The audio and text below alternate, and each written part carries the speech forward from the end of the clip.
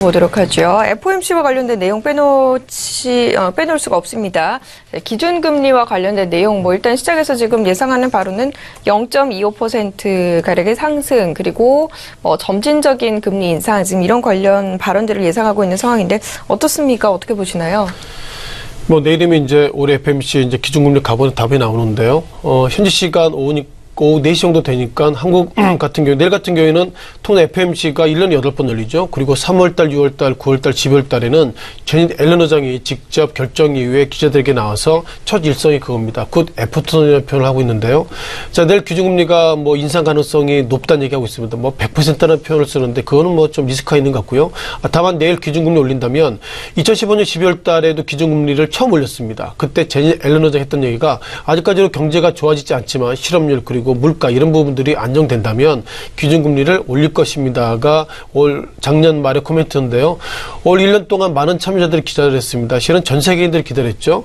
1월 달부터 계속 이렇게 기준금리 올린다 안 올린다 하다가 이제 1년에 8번, 즉 이번에는 올릴 것으로 보고 있는데 기본적으로 이제 미국 증시가 트럼프 증시에서 산타랠리로 넘어가는 변곡점이 실은 내일이 아닌가 싶습니다. 이제 기준금리 올린다는 것은 그만큼 미국 경기가 좋아진다는 것이고요. 이제는 기준금리 관련 없이 실업률도 안정화되고 물가도 안정화된다. 그런 관점으로 기준금리가 올리는 방향을 보면 좋을 것 같습니다. 여전히 이번 주 초부터 월가에서는 2만 포인트가 돌파할까요? 그런 코멘트가 있는데요. 중요한 것은 어쩌면 내일 정도면은 약 80포인트, 90포인트만 터치하면 2만 선을 돌파하지만 중요한 것은 이렇게 짧은 기간 내에 2만 선을 돌파한다는 것은 과거에 상하이 지수를 비롯해서 단기간에 급등하는 것은 단기간에 급락이기 때문에 그런 충격도 있기 때문에 과연 이번에 2만 선을 시간에 대한 경과 없이 단기간에 돌파하는 것은 리스크가 있다. 그런 관점도 다시 한번 말씀드려봐야 되겠고요. 자, 다만 우리가 체크할 것이 몇 개 있습니다.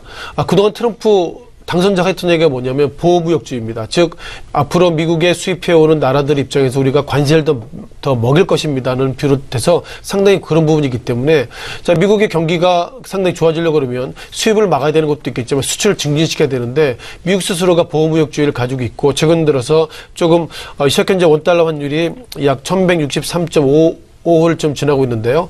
최근 들어서 원달러 달러 강세가 계속 이어진다면 결국 미국이 수입은 몰라도 수출하기 상당히 어려운 부분이기 때문에 이렇게 보호무역주의 아무래도 내년 1월에 당선이 되면 이제 좀 전체적인 틀을 좀 바꿔야 되지 않나 이렇게 보겠습니다.